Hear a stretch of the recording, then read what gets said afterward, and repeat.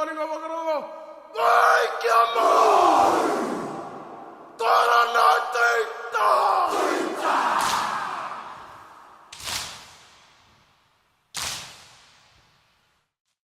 Hola, dear Green Heart warriors, here at Aotearoa, which is the name of the natives, the Maori.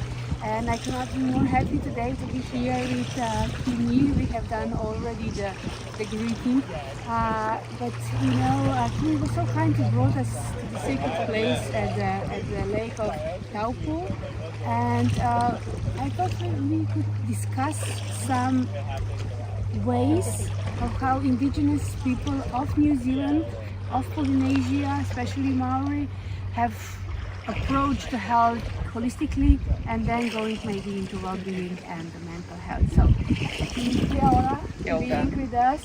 So, may I first ask you, maybe before we start, to introduce yourself? Tēnā koe. Tēnā koutou katoa.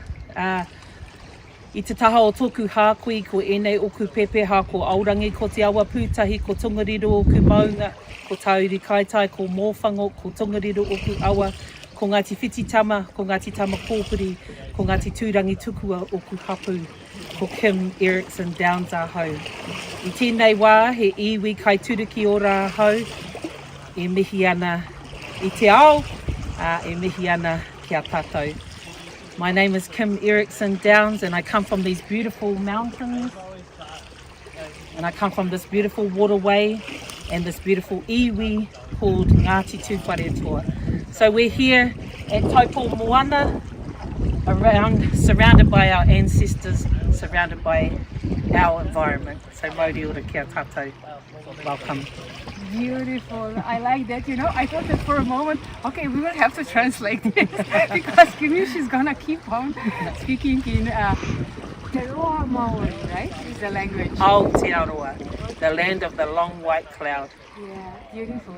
So, Kimi, when we first met, you explained me also about your role, right, in this world nowadays. So, your background goes into the being into the, you know, as a social worker, having masters in indigenous wisdom, which is, you know, like what we need. So, what would be the first thing that you would say you've noticed between the path that indigenous people are still living and makes them more connected, healthier in a way, and then being part of course, the modern world that derailed?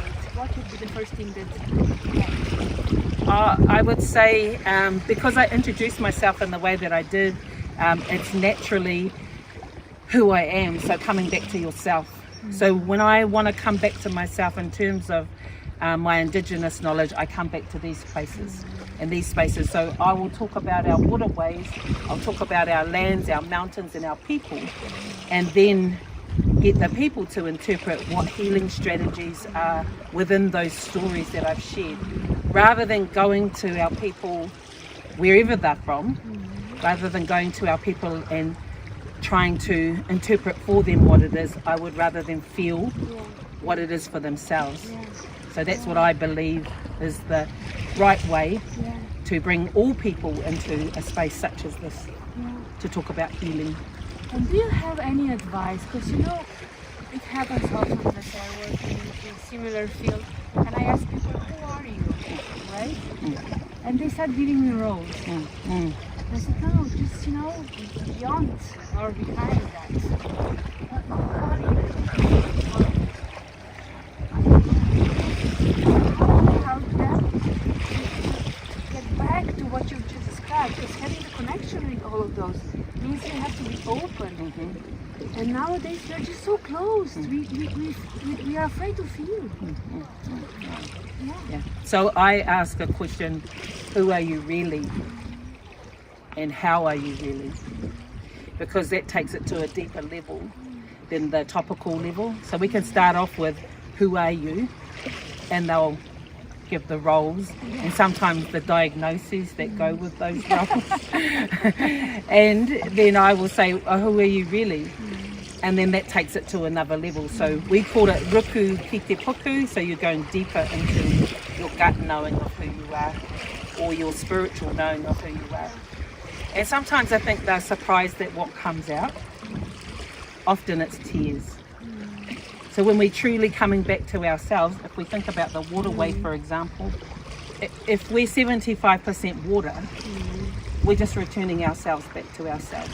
So we do rituals and ceremonies in water within our lake here of Taupo Moana. And so, yeah. May I ask you what type of rituals? Is it purification? Well, we call it whakawātea.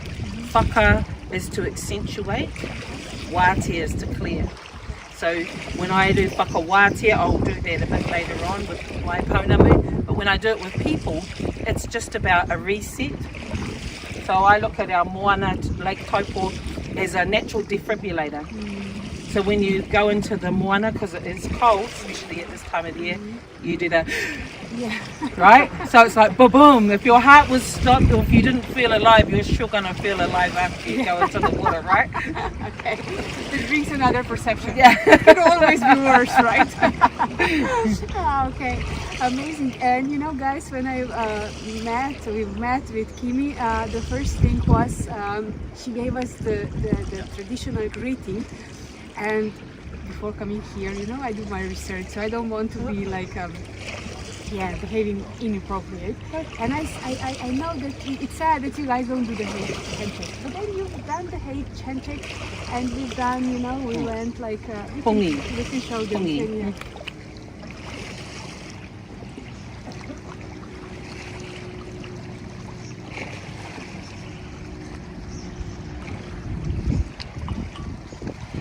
I love that so much, and may I ask you to explain, because there is a huge significance, you know? So can you maybe, because this is, I have never seen that before. Oh. No. So it's called a hongi. Hongi. So it's one breath through the nostrils, one mind. So when you come together, and we greet, we're coming together in a oneness that surpasses the human realm. So it's the spiritual and the physical realm all the way through. And so often you will feel something, and sometimes it's not always nice. You know, sometimes you'll greet people and it's not always nice. So you need to listen to that.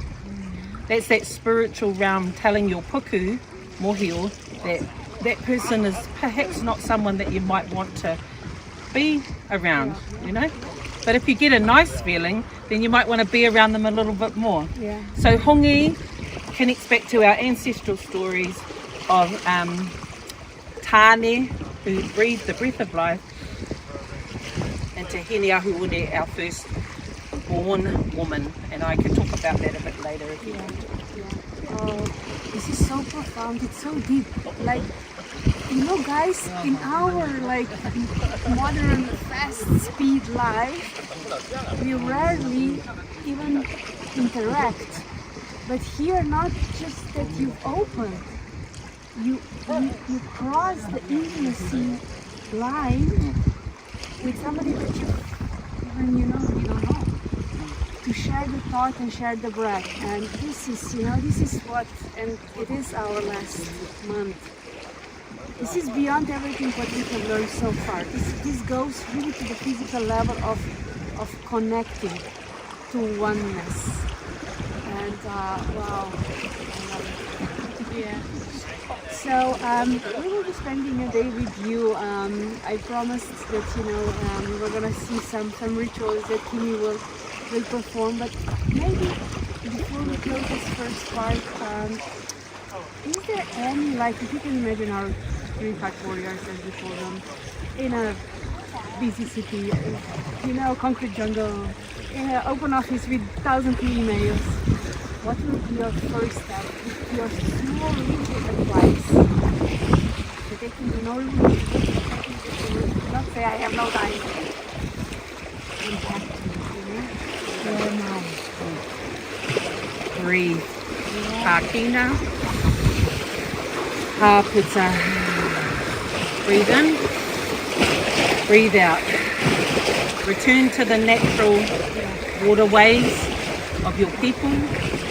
Return to who you really are, not who you have become.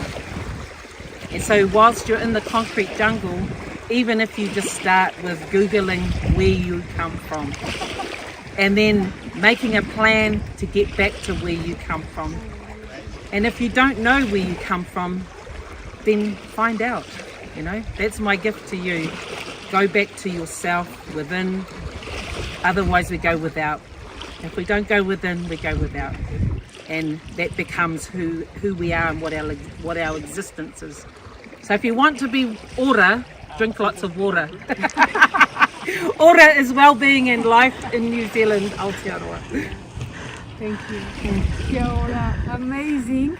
So we will end up with this, but we will be back. So stay tuned and yeah, bye from New Zealand. Kia ora.